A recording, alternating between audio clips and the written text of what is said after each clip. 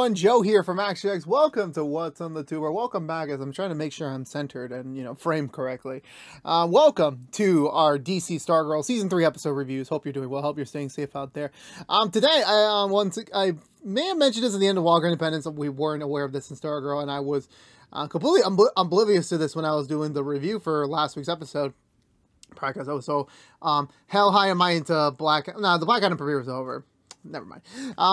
Apparently some things have happened in the world of TV broadcasters that I normally don't care about, but I kind of have to at this moment, because right now, so my current TV provider, Verizon Fios, which I've used since 2012, 2011, around there, is currently into some negotiation issues with Nexstar, which is one of the parent companies that is owned in the CW in terms of the programming channel, in terms of the programming block, the news channel, all that sorts. Currently right now, they're having a snafu. So right now, as of this current moment, we are not getting, I am not getting, and many other Fios customers around the East Coast are not getting the CW in terms of like the new content. So episodes of Stargirl, episodes of Walker, episodes of Walker of Independence are not airing live on the CW. They are airing in other areas. This is specifically only for Verizon Fios, and this is specifically only for certain East Coast market, i.e. me. So what does that do for me in terms of like, I produce the content, I make the, I just realized I did not change my shirt. Oh well. What does that mean for us? What does that mean for me in terms of going forward? Now, I said this before during the rookie episode reviews that for now, for this week only, we will be a day late. So this is being posted on Friday morning. Our Walker review will be posting on Saturday morning, and our Walker Independence review will be posting on Sunday morning. Now, right now, there is currently no time frame on when it's coming back. It's been more than half a week already. I went to go double check before the Walker stuff comes out. There ain't nothing coming out. It's not on demand for free. It's not being able to DVR. So there's literally no way I could do it live or even on through my files. Like, there's just nothing right now. It could change at any moment. This entire situation right now could be changing at any moment. By tomorrow, they could just come back. By next week, they can come back. In a month from now, they can come back. There literally is no way for us to know, for me to know when it's coming back. So right now, what I'm proposing we're doing is, so right now, we're doing our 5-show reviews. We're doing the Rookie, Feds, Stargirl, Walker Independence reviews. So we already got this good groove going with the programming, with when we're airing these episode reviews. Of course, we're throwing out the whack this week. Starting next week, unless things change. Okay, this all could be changed in the immediate future. So right now, what I'm thinking of is starting next week. Should the CW not return back to my files, channels in terms of getting new content, we will be going to nighttime. We're going to primetime nighttime, right, ladies and gentlemen. So you'll get your rookie episode reviews each and every Monday and Wednesday morning as per usual. And then starting next week, Thursday, you will still get your Stargirl episode reviews on Thursdays, but at Thursday nights. So they will be posted as soon as I can. Normally, now speaking, we're going to say 9:30 Pacific. I was going to say Pacific. I live in the East Coast. 9:30 p.m. Eastern time. So you're going to get them 12 hours later than usual, but you'll still get them on the original dates of Thursday, Friday, and Saturday. So that will be Stargirl, Walker, and Walker Independence. Again, this could change at any moment. Anything could happen. Stargirl is ending in December, so this will not be a triple problem. This will be a double problem if this somehow continues to 2023, which I hope they don't. I really hope they don't. Otherwise, I'm going to have to renegotiate for my prices. But again, it is very unfortunate. Not just for me, especially we're in a crucial time right now where, for the CW shows, this year specifically, ratings do matter. Last year's, it's like, okay, as long as you watch them, as long as you care about them, they will most likely be renewed. This year, none of that stuff matters. It actually is going to be, depending on who's watching live or not. Stargirl and, all of our other shows are in that critical point where, like, you need to watch live, you need to support, and as soon as you can, so that they know, hey, we care about these shows. We want to see these shows continue.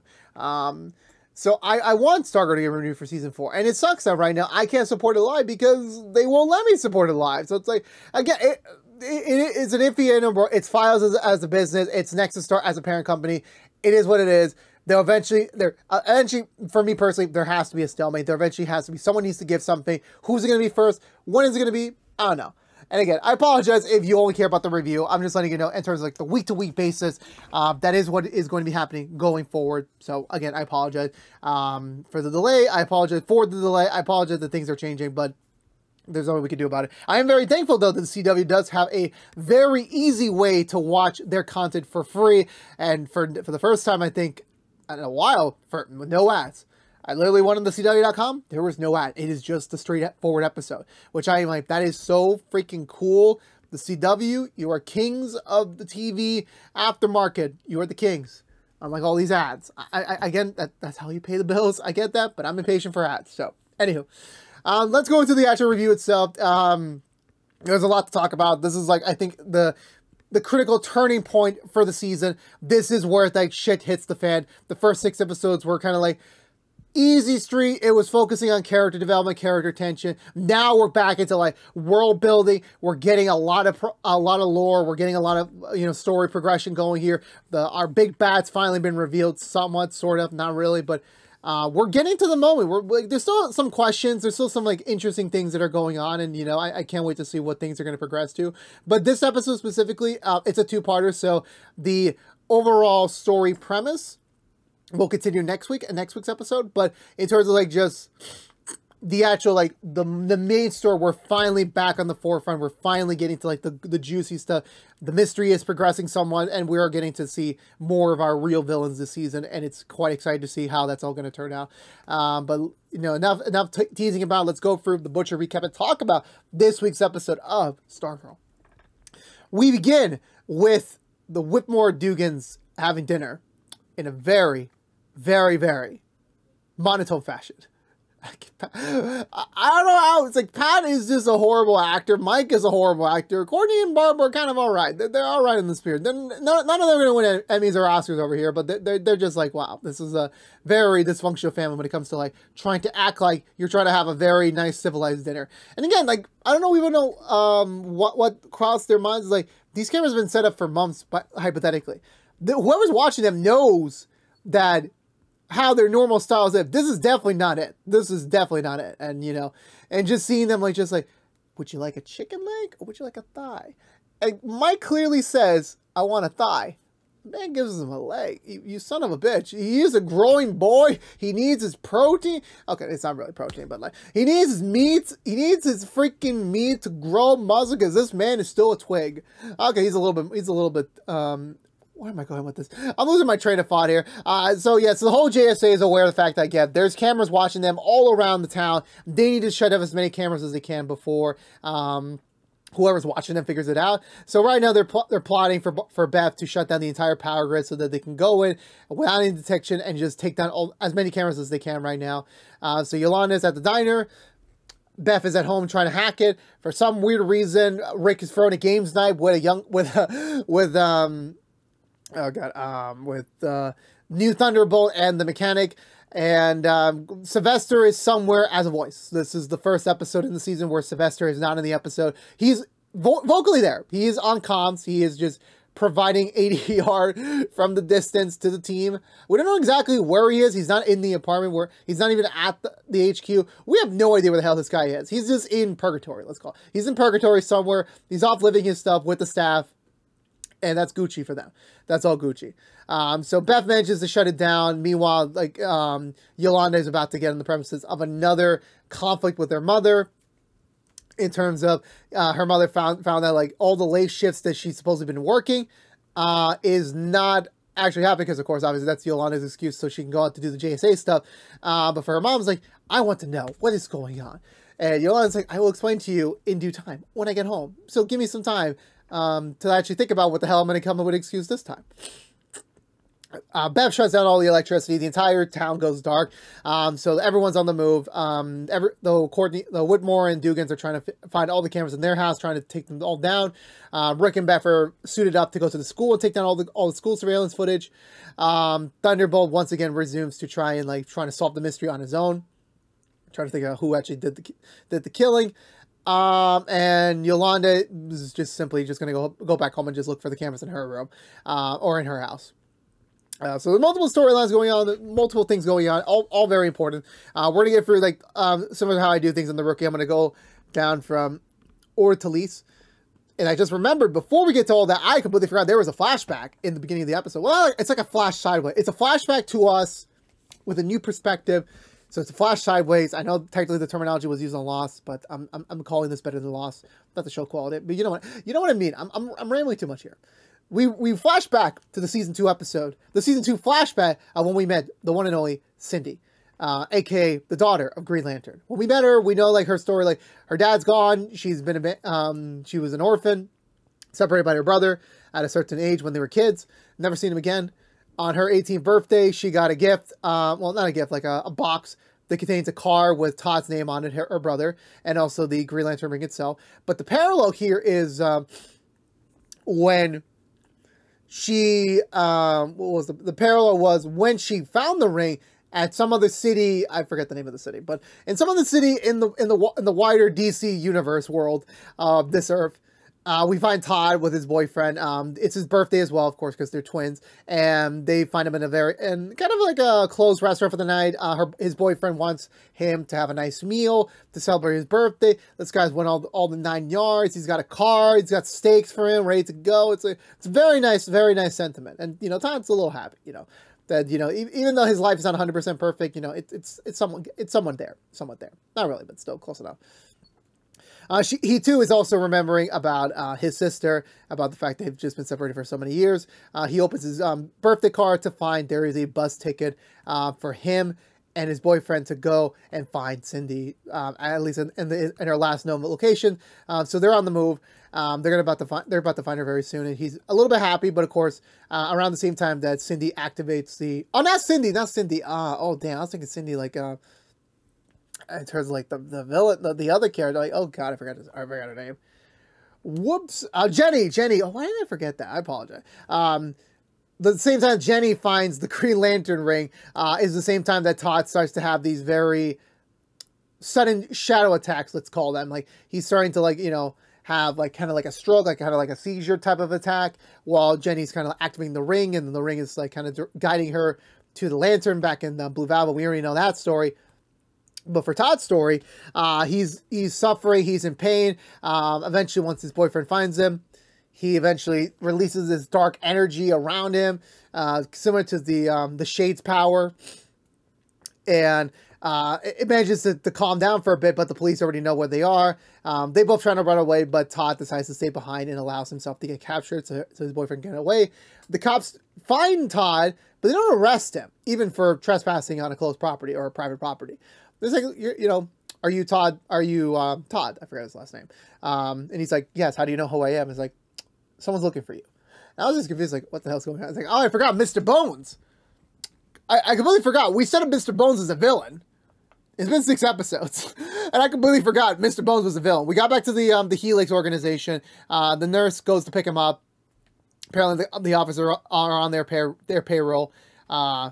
At first, it's like this is a place for troubled individuals to get a second chance in life, to be able to be healed and be able to go back to the proper world. Basically, a more messed up version of Professor X's House of School of the Gifted.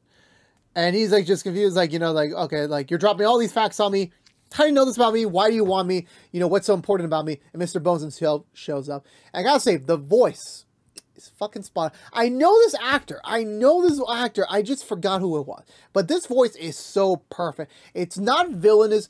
It's very deep. It's very strong. It definitely is someone you don't want to fuck with. And he says, like, I believe in you. I believe there is something we can do for you. And it's like, it's like, oh shit. Todd's like, I don't know what the fuck is going to happen, but guess what? I'm stuck here, no matter what. He literally has no choice. He's stuck here. What happens to him? We'll find in a minute. That's when we come back over to present day stuff with everything I just mentioned before. The only thing to mention is that Thunderbolt tries to wish for another clue to figure out the murder. It doesn't really work. The janitor continues his new life goal on the show to provide wisdom to the youth. Today's advice is that he believes that the new Thunderer is lacking the strength, the verbal strength, when he's wishing for these wishes to get exactly what he wants.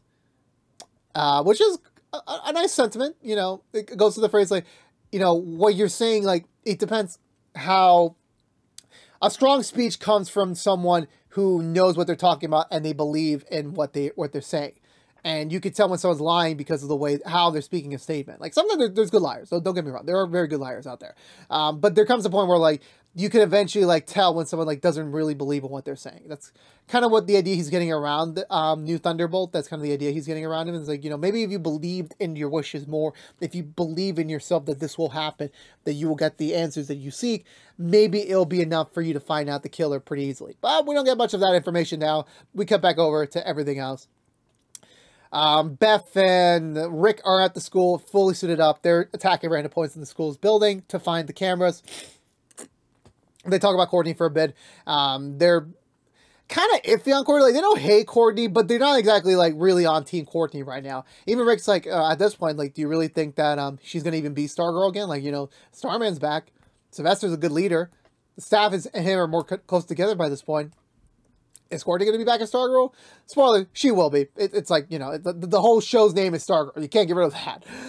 But, you know, it's still a question of, like, you know, what is the plan? Like, is Courtney actually going to suit up as Stargirl? Like, that's a legitimate question. We don't know about that right now.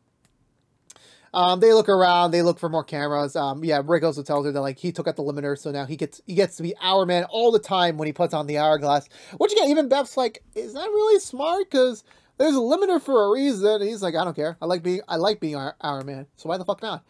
Which I'm just thinking to myself, man, I'm just waiting for the repercussion. Like, what is the backline? What is the thing, the hard lesson Rick's gonna learn?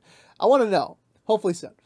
Their piece of the storyline for this part is they head over to the school, to one of the classrooms. The light turns back on all around the town, and yeah, that's when Rick basically threatens whoever's watching them, like, we know who you are. Well, we know of you. We're taking out your weapons. We're gonna find you. And you know, that was the end of that. You know, that's that part of the story. Yeah, I want to say, yeah, so Yolanda is back at home. She's, like, making a slight comment to Sylvester, like, oh, thank God he put a camera in my room, which I'm like, at least this guy, whoever's watching them, at least has the decency to not put things in their private bedroom. I mean, thankfully so, because, like, you know, we don't need, like, you can save that for Doom Patrol, maybe even Titans. You can save all the mature stuff for that front. But here, you know, we don't fight with that shit, you know. A bedroom is a private space, you know. And they should have really thought about that. But yeah, they don't really know the villain that they're being targeted with, so it is what it is. And also, you know, Sylvester's like, you know, don't worry about your family problems. You know, eventually they'll be resolved. Well, you know, especially with Courtney as well. Like, it'll all be fine. It'll all be fine. Damn you, Sylvester. You have the worst timing for these life advice. As soon as you say it's gonna be all right, her mom is there, and she's like, "Who's Sylvester?" It's like, "Is that a new boyfriend? Are you dating someone again? Are you sending your nudes again?" And I'm like, Jesus Christ, this is a very old-fashioned mother. And again, like, I'm not trying to say anything. It is what it is. What you believe, you do what you do, you say what you say. It is what it is. I feel Yolanda's pain. I can definitely feel it, that, like, she, A, wants her mother just to trust her. And B, yes, you know, I'm pretty sure, absolutely 100%, they will never support her being Wildcat. Like, even if she wasn't even with the problems with, like, you know, when we found out about her backstory, even if those didn't even exist, there would absolutely be no way they're be cool with this. And she's trying to, like, she knows she is Wildcat. She wants to be Wildcat. But, you know, she's in this fine line right now of, like, the situation with her folks. She cannot reveal this information. She cannot. And, you know, the mom's like, I had enough of you. You're going to give me the cell phone right now, or you can get out of my house. Which is not going to be your house soon, but whatever. That's the point. And yeah, and we get to that moment where, like, we don't really know what Yolanda's going to do. Because, like, again, this is her mom. This is her family. This is her home. But at the same time, you know, she has a wider duty to the world. Well, not the town, the world. Let's just say the town. Let's just say that, you know, something is watching them. There's an evil force lurking. There's a murder on the loose. She can be an integral part to helping take them down, but she needs to be Wildcat. And she definitely knows if she gives her phone, and thankfully there's nothing really incriminating. Like, there's not, like, you know, it's just probably friend photos and everything. But the other thing incriminating is that, you know, she's been working with a superhero team. That's literally it. And she knows, like, the moment that gets out, forget it. Like, that's all game over for her. So we kind of get left on that, a little bit of a cliffhanger. Courtney and Sylvester, Pat are looking for the basement, looking for cameras. They found a couple. Pat tries to cheer her up a little bit, saying that, you know, the situation with, you know, about everything with Cameron will pass eventually. You guys are all friends. It's all due time. And Courtney's like, I don't know, man. Like, I feel like it's time. I feel like this is the end of my friends. I don't think I'm going to have them anymore because, you know, they just probably don't trust me anymore. And Pat's like, "No worry, like you'll get through it." And and even though like they'll probably like have some issues still, with the trust, eventually it'll be fine. Eventually it'll be fine. And again, why do adults always say like it's gonna be fine? The moment to happen, the next moment something happens. It always happens. The Shade returns and tells him like, "Yeah, I need Courtney's help." And Patsy's starting trying to tell him like, "Look, staff's not here. Switch Sylvester. There's no Stargirl here." It's like, "Oh, I don't need Stargirl. I need Courtney Whitmore." So he takes her. It's about to transport her away. Pat, being the caring stepdad that he is, goes after them. He gets teleported alongside with them. Mike notices their flashlights and tells Bar like, "Where the hell did they go?" And they're like, "We don't know, but we got to just finish off the camera search so that we don't waste any more time." So they're off trying to start doing that. Yolanda knocks on their door. Honestly, I thought it was going to be like, "Yeah, I'm just here to like make sure that your cameras are fine." Like, nope. Bag's on the floor as well. Her mom kicked her out, and she has nowhere else to go right now. Which, I mean, well, yeah. To be fair, like considering her options, she only had like, really 3 options right now. Actually, yeah, I was gonna say 4, but like, yeah, I'm pretty sure the church wasn't even gonna take her on. Yeah, because Rick's places, I'm pretty sure Rick and Bev got their own parent issues. Courtney's like probably the most stable-ish person she knows right now in the world, even though they have a conflict. But you really feel Yolanda's pain, and I feel like lately, and I said this before in episode 2 when we were doing that review, that I was kind of getting worried that Yolanda was just going to be on the Cindy Hade wagon the entire season, and that was going to be it for her. I was like, I need something more with her. I did not predict they were going to kick her out of her own home, and that feeling sucks. Okay, I don't even know why I'm saying, like, I've been through that. I've never been through that. I don't even know why I'm saying that. But there have been moments where I legitimately have felt like my parents didn't want me. Brief side story. I'm a very open guy, I'm sorry. This is all just to contrast how I get to Yolanda's point. And, like, right now for Yolanda, I can imagine she's, like, literally at wit's end, Her best friend in Courtney is not even on good speaking terms right now, and her mom just kicked her out. Like, she literally either has no choice but to forgive Courtney so she has maybe a place to stay, or live on the streets just to hold the high position here. Well, thankfully Courtney isn't even here, so she doesn't have to resolve that right away. But thankfully Barbara manages to Barbara's like the best mom on the show. She legitimately is. She's like the most stable. Like, she's had a lot of battles with Courtney being a single mom, but she knows that and she understands that struggle. And her being in the position like, I can help Yolanda. She may not be in a similar position that she was, but it's still the same thing of like, this girl needs my help. And, I'm still a mom. She's Courtney's best friend. I could see myself as her mom. And, it's like, it's so sweet the hug they had. Like, it's like, you're okay. You're safe. We'll figure out the details later. Right now, we got a stalker watching it. We got cameras to shut down. But let me finish my side point because I just wanted to finish that statement before I get back to my story. So, my parents are divorced. They've been divorced since 2010, 2011.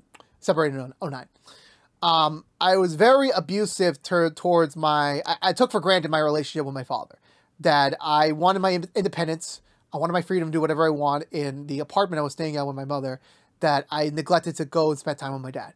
There was one winter where I had basically avoided my father, not because I didn't want to spend time with him, because I just wanted like the freedom to do what I want on the weekends.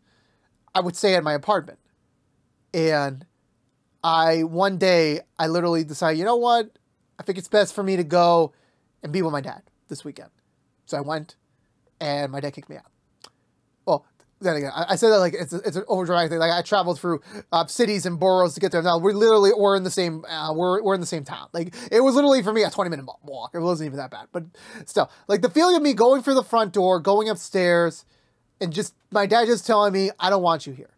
Like, right now, I don't want you here. I'm not happy with you. I don't want to spend an entire weekend with you right now with this feeling. Just get out. And it sucked. It sucked the walk home. It really does suck. Like, I was very thankful I had a place to go to, that it wasn't that far away for me to handle. But, the feeling was still there. And I can very much, I maybe understand what Yolanda was going through. I can maybe understand that. Meanwhile, the Shade transports Courtney and Pat to the headquarters of Helix, which I'm like, that was fairly quick. Now, what are we doing at Helix? And I was like thinking to myself, how the hell were they going to bring back Helix as a plan? How they were going to bring them out as a threat? So the only reason why the Shade's even here is because he's here with the wonderful Jenny, who's back as well. Dyed her hair a little bit more. And apparently, so the whole reason they're here is that Jenny found her brother. He's here at the facility, kind of being tortured, kind of treated. We don't know what the full extent of what Mr. Bones is doing to him. But, you know, he's in pain right now. He's in very much in agony pain right now for some reason. The only reason the Shade's here is because back in season 2, when Jenny and Beth were like looking around trying to get all the remains of Eclipso out of the way, they found a little blob where the battle in season 2 occurred. And when Jenny thought she destroyed it, it turns out that the shadow remnant from when, because that was the spot when the Shade died originally, it went into her ring. So Jenny's light is connected to the Shadowlands, which is where the Shade gets his power. So that explains why the Shade's losing his power, because Jade's energy is kind of like healing the lands, and the Shade doesn't want that because he wants his powers. Because that's the only way he can live right now. Once he loses his powers, he's dead. He's not going to survive. And the only way that she can maybe even think about like getting Jenny to get the hell out of the Shadowlands is to help Jenny get her brother back. I don't know why exactly we needed Courtney. I really don't know why, but guess what? You know, it was just to create tension and, you know, finally get Mr. Bone back on the board. So they head upstairs. They infiltrate the headquarters, very lightly staffed. There's no security whatsoever. They eventually get to the ward where he's being holed. They break in with Jenny's limited Green Lantern ring strength. They get in. Whatever power is coming out of oh my god, I forgot his name already. Todd. Whatever power is coming out of Todd and the equipment they're using is definitely affecting the Shade. So Courtney and Jenny go in to try and get him. It was a very, like, kind of quick, sweet reunion. Like, it's only for a brief second they realize, like, my sibling is here. He's alive. He's right in front of me. She's right in front of me. But however, the darkness that was in the Green Lantern ring suddenly gets released. It goes into Todd. And Todd suddenly just explodes in shadow energy. He takes on this shadow form, starts expelling shadow, is about to hit Courtney and Jenny, but Pat and the Shade blocking the way, so they get taken to the Shadowlands. So now it's Pat's turn in the Shadowlands, ending up in a very old retro-looking Blue Valley, about to be hit by a car. And that was the end of part 1 of this episode of Stargirl. But again, like, for me, this episode felt like a breeze. And again, it wasn't just because of the ads. It was just because we had so much content to consume. I was very intrigued in the entire episode. Definitely was a very well done first part to this 2-part story. Infinity Inc. I don't know what the frick the name of that is. I really don't know. They didn't really classify that as well throughout the entire episode. But the only thing the thing I will mention is right now is that, hey, kudos that we're back on the Mr. Bones storyline, that we're figuring that out. It doesn't seem like the man that's watching them is Mr. Bones. That's what I was thinking last week, but it like the way this episode was framed, it's a different person. So it could be anyone at this point. Like it could still be Dragon King. It could be like a more conscious Solomon Grundy. We don't know 100%. We really don't know. There's a lot of still big questions to figure out about that. But the highlights of this episode was definitely Yolanda's, you know, crucial moment with her mom. Again, it really sucks, and it's just going to.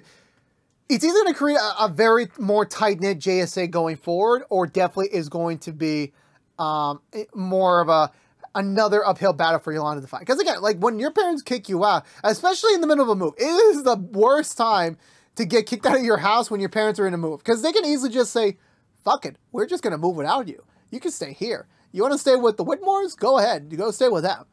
They could do that. I have a feeling they will do that. Brings up an interesting question for season 4 if we do get one. Like you know, it'll be very fun, but we'll see how they go. We'll see how they go. Let's see what else I had to say. I basically forgot. Getting to see Cindy back and also kind of resuming her brother's storyline. You know, looking for him. It was a little bit rushed. It was a little bit quick. I feel like it would have been better if we got like a little bit more scenes when she was actually searching for her. Again, I'm pretty sure they just did. It's like, let's eliminate the fluff from that storyline. Let's just get straight to the point. Like, she's been solo traveling for a while. She found them automatically. She just needs some backup. And there you go. She's got the backup she needs. Seeing the Shade back is always cool. I always love the Shade. Seeing him.